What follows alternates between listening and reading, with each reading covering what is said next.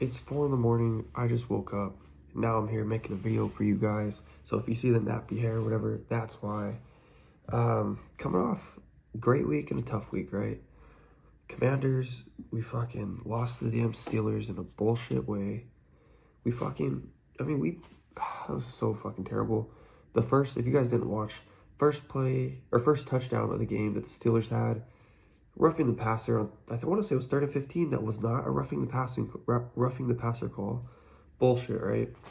You hold them to 3 there, whatever. They might have even missed a field goal because it would have been a long field goal attempt. Then they go and they get the touchdown, and you know what happens? False start? Do they call it? No. Okay. Right away, I live bet the Steelers, got them at plus 190 as well as negative 155, and I got the plus 2.5 spread. We bet all of it. Made a shit ton of money off the Steelers, even though I'm a Commanders fan. End of the game, what happens? Zach Ertz, clear as day, first down. Do they give it to us? Fuck no.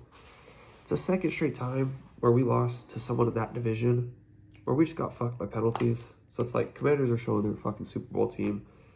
Not a Super Bowl team, but a Super Bowl contender. They're beating tough teams. In my opinion, they beat the Steelers. In my opinion, they beat the Ravens. So, you know what? We're basically a 9-1 team. That's how we look. Jaden Daniels, phenomenal. We won, 2K this weekend from UFC. We're up 400 plus in NBA just in the first week doing it. So we've been cashing some crazy ass parlays, hit a 95 to 1 and a 23 to 1 for Thursday night football, along with our sleeper picks. It's been a fucking good week. I want to say, we could check this shit out, but I want to say we won 800. Yeah, 800 something in that last pay-per-view. We won 200 something this latest card 2 weeks ago. We ended up not betting this last card. We would have cashed. Pretty easy, but you know, it is what it is. Let's get into the breakdowns. So for the first fight on the card, it's going to be Veronica Hardy and Eduarda Moura. Butchering names already. That's how you know it's one of my videos. So before we even get started with this first thing, I just want to say, let's keep this streak going. Let's get to 6K. We're up $8,000 on the year sports betting. We're up 1,000. I went gambling one time, went up a K, and never gambled since. But anyways, Veronica Hardy and Eduardo Moura. Veronica Hardy's 9-4. Moura is 10-1. Veronica Hardy is Dan Hardy's wife and is actually pretty good. She's a multiple-time Taekwondo champion and is on a 3-fight win streak since returning from her layoff. As we have seen in the past, she can also get fights to the ground. Eduarda Moura is a grappler who will try to get the fight down to the ground as quick as possible. I think Hardy will be able to keep the fight on the feet and just outstrike Moura for the full 3 rounds. Give me Veronica Hardy here, as I just think she's the better fighter in this one, to be honest. And I also think she's really just, the better fighter. She's has the momentum. She's a smarter fighter. I know this is, what do they call her? The Brazilian Ronda Rousey or some shit. I mean, she's good, but her last fight, you watched Diniz Gomes, a split decision. It's like she lost that because she couldn't keep the fight on the ground. And she eventually slowed down. So yeah, give me Veronica Hardy here at negative 160, but it's not a confident pick. I do like the over though. So we're going to try to keep it positive this whole way through. Try not to shit on this card as much as I don't like it. We're going to keep it positive. This is going to be a great card. Oban Elliott versus Bassil Haffez. Elliott's 11-2, Haffez 9-4. Elliott, the negative 155 favorite. Oban Elliott is 3-0 in the UFC. He's a well-rounded fighter with some good cardio. You look at his level of competition he beat in the UFC, and it's not very impressive at all. But Haffez isn't that good either, so that doesn't matter much. But still, Haffez is a grappler who has lots of power in his hands. He has shown in his fights that he sets a heavy pace early and then gasses.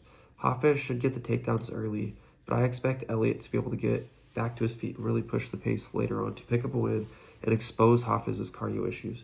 Give me Oban Elliott here, but it's not a high confidence pick. It's very top heavy card.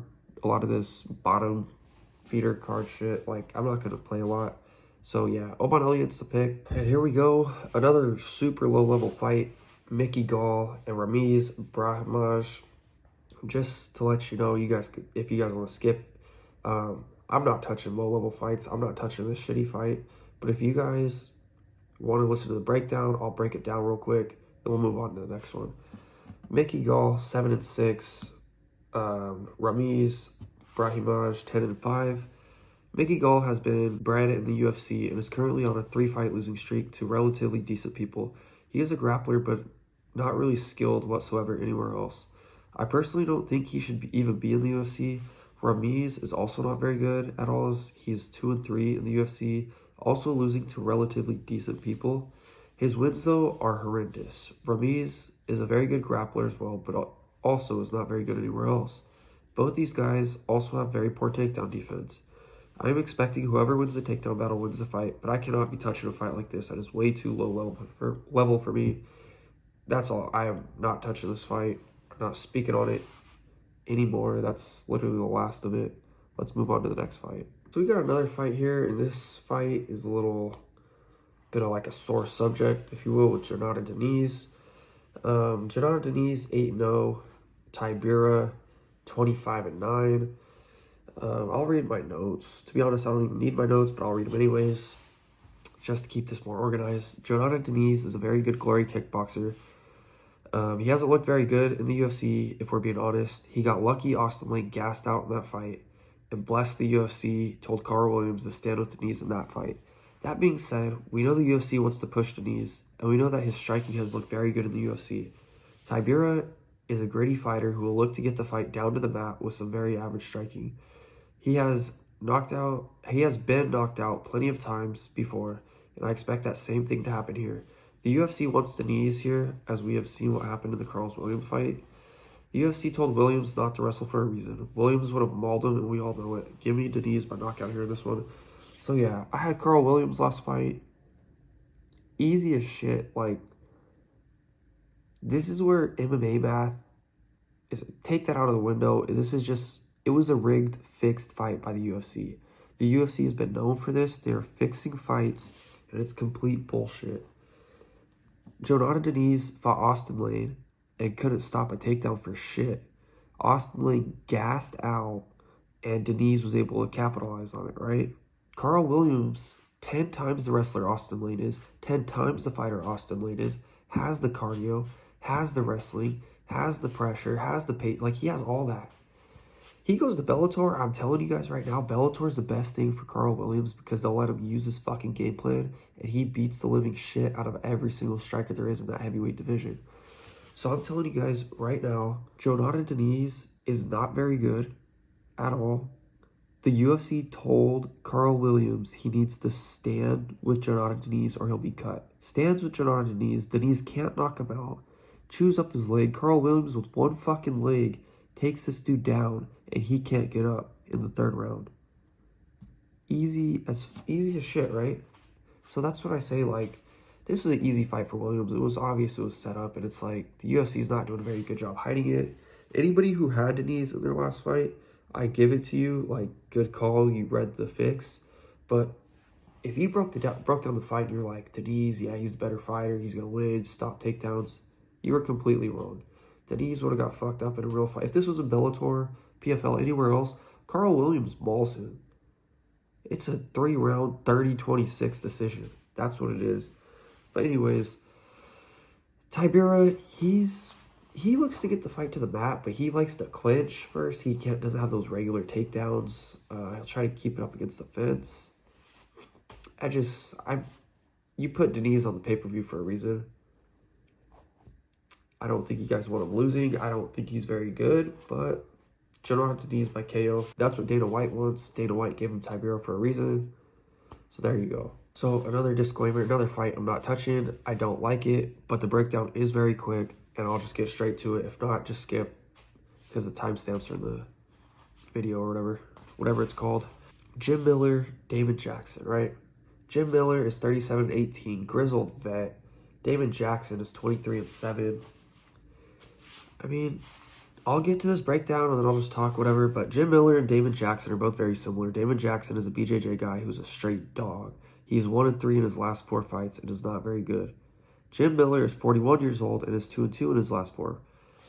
Same shit though. Elite jiu-jitsu. He's striking's not the best.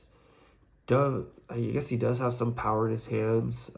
He's a dog. He's tough, just like Damon Jackson. Pretty much, Damon Jackson's the younger version. Yeah, both these, like I said in my notes, both these guys striking sucks, but I would give the edge to Miller. But I can't be fighting, betting a fight like this. Damon Jackson probably has the better jiu-jitsu just because it's like the new age, I guess. He's like the new version of Jim Miller. Usually like the new versions. Usually a bit better, but that's not always the case. I'm not touching a fight like this. So yeah, if I'm rooting for anybody, I'm rooting for Jim Miller. He's pretty much the hometown guy. It's in New York. He was born in New Jersey. Yeah, I hope Jim Miller, man. I hope he takes it in his hometown for sure. The All-American and Chris Weidman taking on Eryk Anders. Chris Weidman, the hometown guy here. Chris Weidman, the All-American, is a former champion and 40 years old. He is 3-7 in his last 10, losing to a lot of ducks, to be honest. He is a really good wrestler with some decent striking, and he has a terrible chin. Eryk Anders is 2-3 in his last 5. He is a former linebacker for Alabama. He'll like to wrestle in his fights because he does not have the best hands. I think the UFC wants to get Weidman a win here in his hometown. I like Chris Weidman to get the win here. So yeah, I think the UFC clearly sees a path to victory for Chris Weidman over Eryk Anders. Older guy, I mean, it's hard to give him like an easy fight. But I mean, this dude, Eryk Anders, 37, he's whatever. You look at his wins, Jamie Pickett, which he didn't look too good in, and Kyle Dawkins. Both guys aren't the best. His losses, though, Marc-Andre Barrial, he's not the best either. You got John Young Parks, whatever. Andre Muniz, he's pretty good. Muniz is pretty good. So yeah, I think they're just trying to get the hometown guy, Chris Weidman, to win here, and hopefully he retires after. So yeah, the pick's going to be Chris Weidman. I do see he's a plus 140 dog, which kind of entices me, so I'll probably be betting Chris Weidman in this one, just to let you guys know. But stay tuned to the Patreon. It's $1.99 a month. We're also doing NBA and NFL, which has been super successful. We're up $8,000 this year. We just hit for, $890 in week 3 of the NFL. Now we're week 10. We hit for about 2,000 this weekend. We hit our teaser. That was 8-1. We hit another alternate spread parlay. We hit the Joe Burrow and Jamar Chase. Just maxed everything out. That was our favorite play of the year, actually, was Jamar Chase and Joe Burrow. We also hit Lamar Jackson's passing yards. So yeah, just stay tuned. Patreon's very cheap. If you want all sports bets, it's $6.99. I didn't want to raise the price that much, but the amount of work that goes into it's like, you know what I mean? It's a lot. So plus I'm doing real estate too, so I literally have 0 time. So you know what I mean? I'd appreciate it if you guys did join the Patreon. It like helps a lot. Shows that what I'm doing is like kind of worthwhile. Shows the value. For the featured prelim, we got Jonathan Martinez versus Marcus McGhee. I'll be honest with you guys, like straight up, I watched a little bit of Marcus McGhee last night, but I'm getting these breakdowns done early for you guys. I don't know much about Marcus McGhee. I didn't until I watched his tape last night. But anyways, Jonathan Martinez, he is an underdog here, 19-5 versus Marcus McGhee, the old-ass prospect, 9-1. Jonathan Martinez is a very well-rounded guy who was coming off that loss to Aldo, who countered everything he did. Martinez can wrestle and show a solid BJJ, and when on the feet, he will show off some solid boxing with beautiful leg kicks that can finish people, as we've seen in the Adrian Yanez fight. Marcus McGhee is an older prospect who has fought ducks, to be completely honest. Besides Bolanos, he's alright, he's decent. McGhee has some pretty heavy hands with some solid striking. I like Martinez here, as I don't think McGhee has fought the best of competition, and I also don't know how good his cardio is. I think Jonathan Martinez's pace will be too much in a close decision win. That is just my early lead at the moment. Like I said, I have to do some more like digging into this and watch more Marcus McGhee. The Bolanos fight was good. He's alright, right? Who did he beat? JP Buys? That's a terrible win. Journey Newsome? Like, these are terrible wins, dude. So it's like, look at the guys he's fighting. I like Jonathan Martinez here. Just look at this. I'm going to click and show you guys what I mean. I think Marcus McGhee's he's an older prospect. They don't really care about him. Jonathan Martinez, he's good. He's a really good fighter. He lost to Jose Aldo, and I think people are just, like, forgetting what he's done. It's like Jose Aldo, what's Martinez good at? Mixing in wrestling, using his cardio, and leg kicks. What's Aldo defensively good at? Context. Remember the context. This is how we break down fights. He's good at checking leg kicks, throwing leg kicks himself, defending takedowns, and he knows how to control the pace of a fight. So therefore, everything Aldo does elite, like elite, is what Jonathan Martinez does best, and Aldo just won. Simple as that. Aldo's a tough fight for a lot of people because defensively he's so good with a lot of things, so he's a tough matchup for certain people. It was just a bad matchup. Marcus McGhee isn't any of those things. So look at this. He finished Adrian Yanez by leg kicks, which is he beat the shit out of his leg, which was crazy. He beat Said Brahimaj. He didn't win that fight, but he made it competitive, and Said's a good fighter. So it's like, beat Cub Swanson. How did he beat him? Leg kicks. Look at this. This guy's a beast, dude. Alejandro Perez. I mean, he's not bad either if you look at him. Like, so then he beat Vince Morales. All right. Alejandro Perez. I actually don't know who this guy is. As crazy as that sounds. Lost to Davey Grant. I'm like, lost to Andre Soccer Mom. That's crazy. This is at the beginning, though. It's 3 years ago, but look what he's done since. Beat Yanez. Finished Yanez. Beat Said. Well, made it close. Beat Cub Swanson. Finished him. So it's like, he's not a bad fighter at all.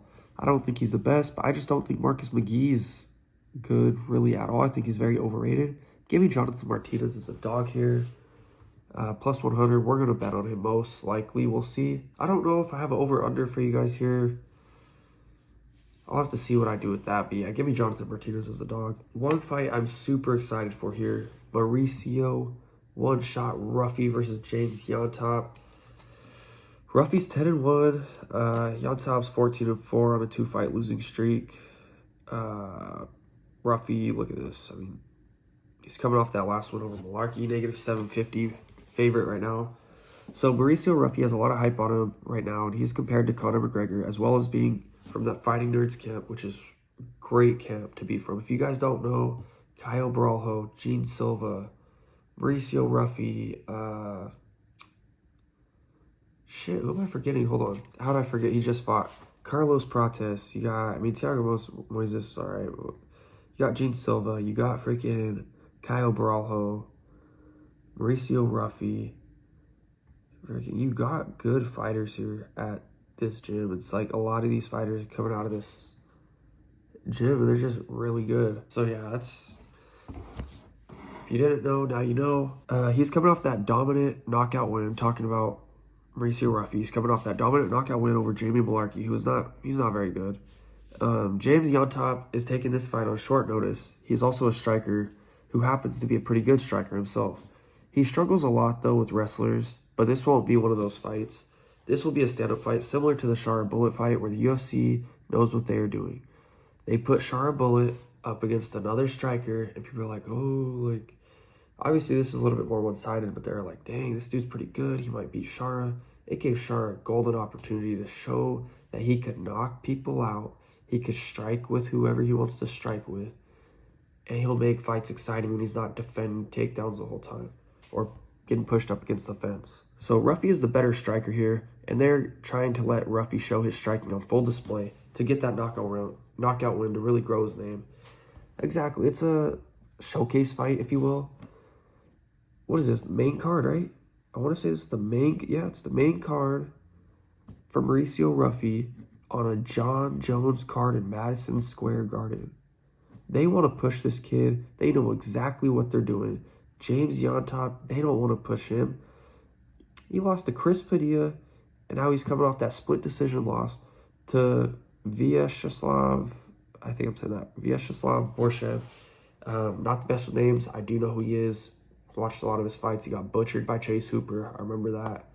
I remember we bet Mark Diakase as a big dog against him when Mark Diakase wrestle-fucked him. He's a kickboxer. See, I live in Cali, so he trains right by me over in Sac at the Uriah Faber gym. I want to say he's their kickboxing coach. But yeah, Mauricio Ruffy all day here. don't even second guess it. He's going to be in the safety parlay for sure. Another super good fight I'm super excited for. Karine Silva versus Viviane Araujo.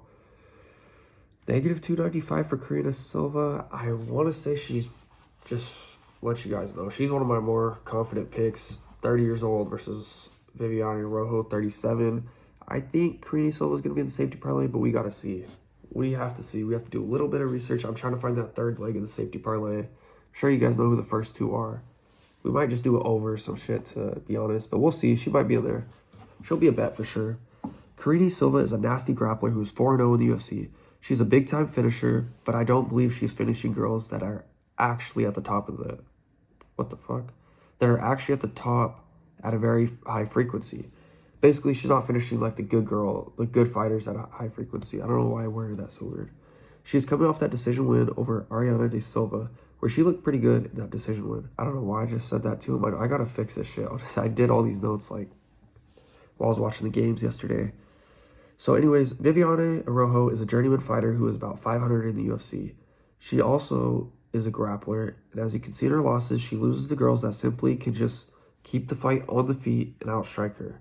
I don't see Viviane getting a sub here in this fight. I don't see her consistently getting takedowns on Karine.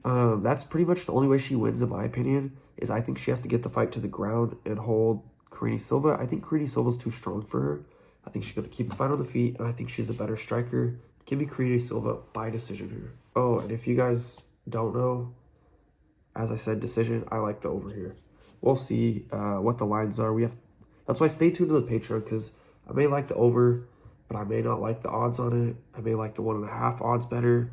So we'll see. Just stay tuned to the Patreon. We'll see what we got going on. Another showcase fight here. You got Bo Nickal on the main card of a John Jones card in Madison Square Garden.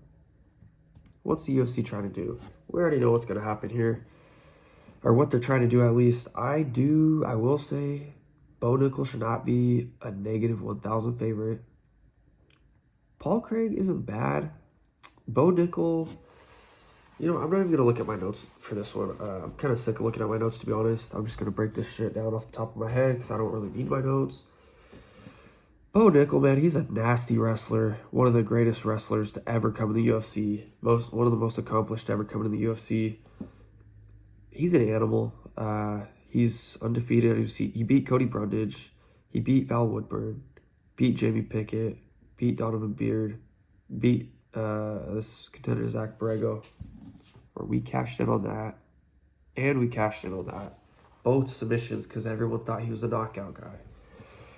But he chases submissions, but he's not very good at jiu-jitsu, I will say that. He's not very good at all. You just watch his fights, and there's fights he should be finishing, and he just doesn't because he doesn't know what to do.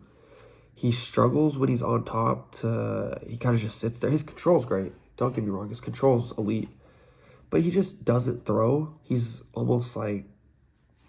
You can tell he's new to MMA. He's very green. Striking is... He has power, I guess, but he's not the best with the striking either. That part can worry me, is his striking a little bit, especially in this matchup, because you got Paul Craig. He can finish anybody with his jiu-jitsu. But as you can see, he only has... What, is he 1-4 in his last 5? I think he's 1-4. Let's see. So yeah, he's 1-4 in his last 5 fights. He's coming off that knockout loss to Kyle Baralho. He's also... He got submitted by Brendan Allen. I don't... As crazy as this sounds, I know this is going to sound fucking nuts. I don't see Paul Craig being able to submit Bo Nickal. As we've seen, Bo Nickal didn't get submitted by Gordon Ryan in a grappling-only match. I don't see Paul Craig submitting him, but you can throw hands, which does open shit up. I think Bo Nickal wins this by decision. As crazy as that sounds. I know the KO... someone said it was like negative 200. I don't know if that's true. But yeah, I like Bo Nickal. I like the over here. If you can't finish Cody Brundage in under 1.5, I don't think you're finishing Paul Craig under 1.5. I understand he might be able to catch him, but Paul Craig's scary. He does have that power, I guess. That's his really only hope, or crazy submission. He's a finisher. He's not going to win by decision. Give me Bo Nickal. As crazy as it sounds, man, by decision. I don't know, it sounds crazy. Paul Craig only has 1 loss by decision. That's the Volkan Oezdemir, which we bet on Volkan and Oezdemir that fight. Don't quote me on the overs and shit yet. I'm not for certain. Bo Nickal should get this win, though. I believe he'll be able to control the striking as much as he can. I believe when he gets it to the ground, I don't think Paul Craig's going to be able to submit him. But I think Bo Nickal's probably going to try to keep this on the feet. And probably against the cage a lot. So yeah, Bo Nickal's going to win. I don't know why I broke that shit down for so much. The value is going to be on probably the over, I would say over 1.5. I think that's what I'm going to do for this fight. So we got Charles Oliveira, a.k.a. Charlie Olives versus Michael Chandler. Oliveira is 34-10. Chandler's 23-8. Chandler, obviously, as we all know, he's coming off that long layoff because Connor just didn't want to fight him, to be honest. Connor pretty much trolled him. But yeah, man, Chandler's a good dude. His style, he's a wrestler. He's a wrestler with these powerful, he throws these looping shots, like super explosive looping shots. He catches, his power is ridiculous. He knocked out Tony Ferguson, that crazy kick. He dropped, so this is a rematch. I'll get to all that later. So basically, he gasses out. He's a wrestler, throws a lot of overhands like this when he's striking, crazy shots, crazy power, but he does gas. He has cardio issues, and keep in mind, this is a 5-round fight. Charles Oliveira, he's ridiculous jiu-jitsu. Striking, his offensive striking is good and powerful, but he has no defense like any jiu-jitsu guy. Takedown defense, trash, because he has the jiu-jitsu. Striking defense, absolutely terrible. This is a rematch, and if you guys didn't watch the rematch, Chandler dominated the first round. He hurt Oliveira bad. The first round, Charles Oliveira caught him in the second round, came back and finished him. I gotta go with Oliveira here. I think he'll be able to stay tough. I do believe Chandler's gonna hurt him early in the first round. I think that's when you live bet Oliveira. But it's hard to say because I don't think Chandler makes the same mistake twice. But it's like, he does slow down. I believe Oliveira will be tough enough to be able to withstand that, get the finish later. Probably like late second, early third. So give me Charles Oliveira here, second or third round. So in this fight, we got Jon Jones in Madison Square Garden, pay-per-view, as the heavyweight champion of the world, the pound-for-pound king, the pound-for-pound GOAT, the almighty Mr. Mount Rushmore, the GOAT of GOATs, Jon Jones. He is fighting Stipe Miocic, and I'm just trolling. That was a Dana White troll right there.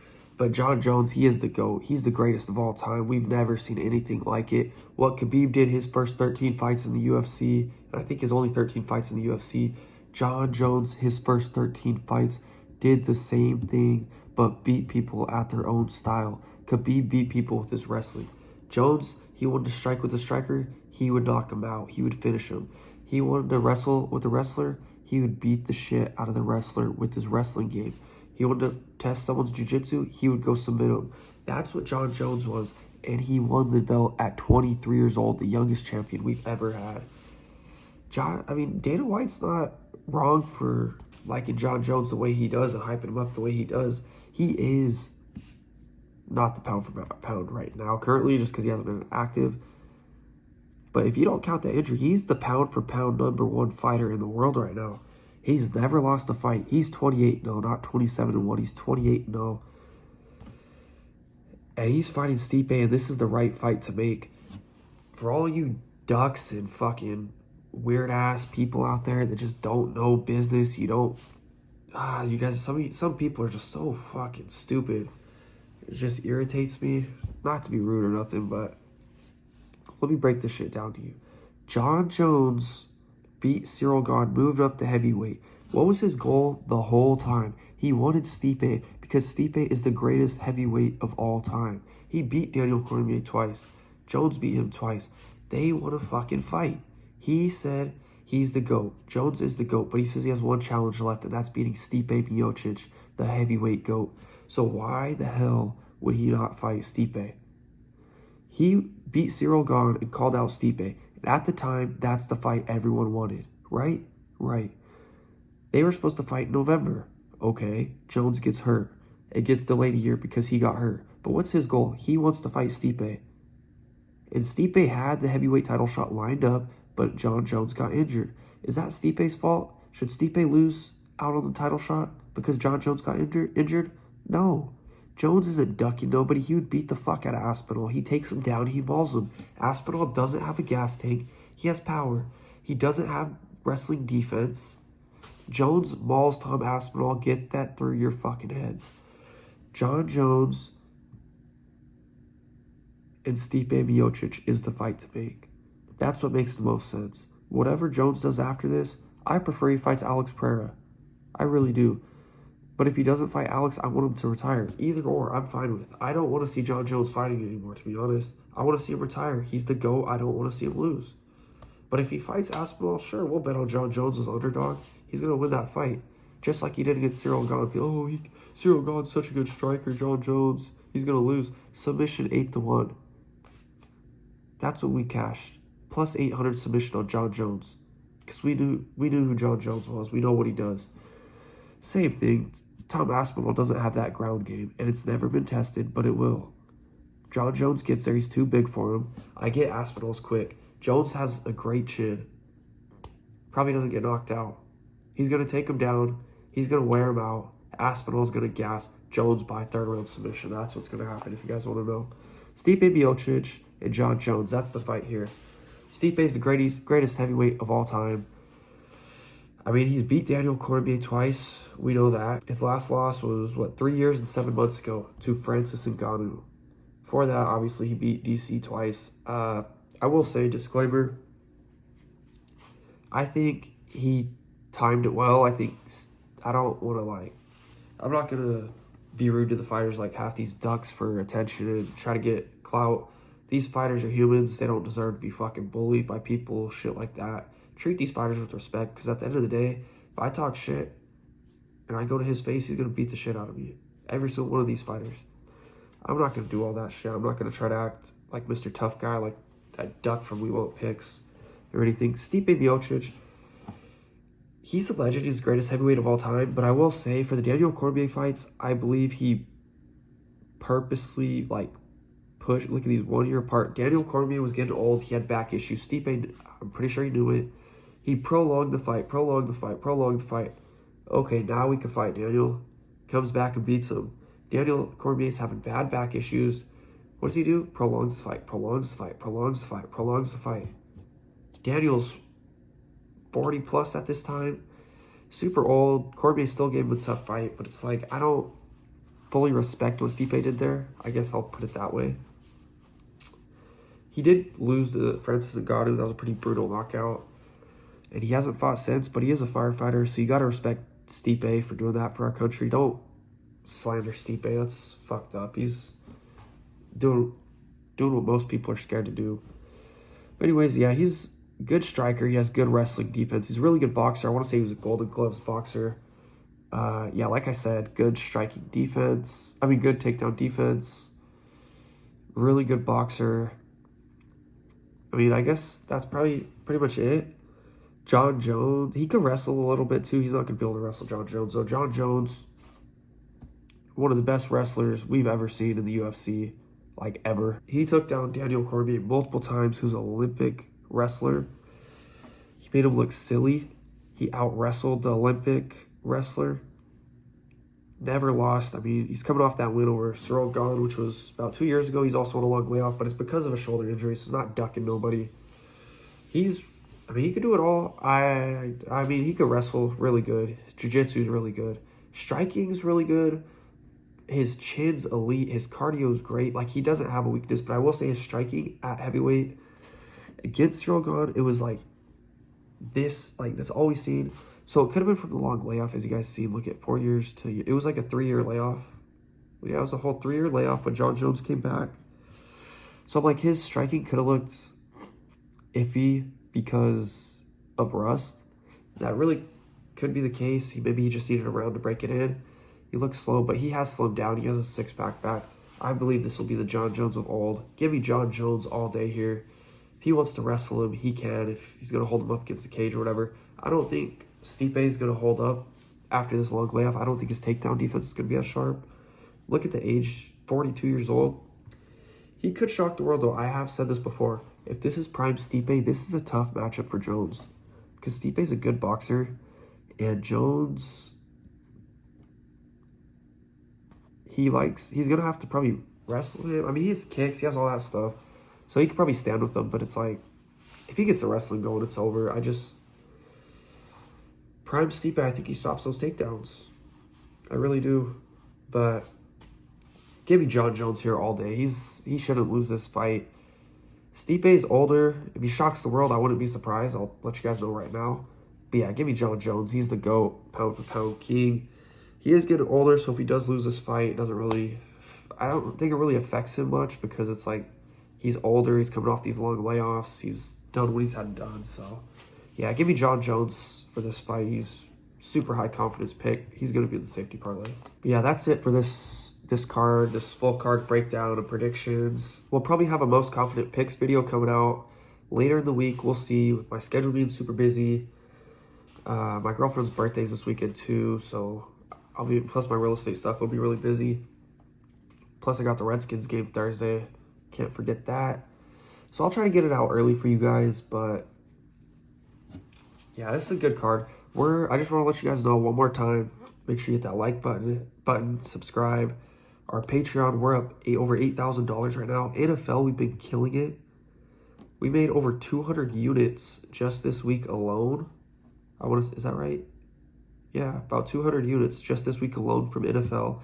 NBA, we're up almost 50 units, and we barely just started NBA.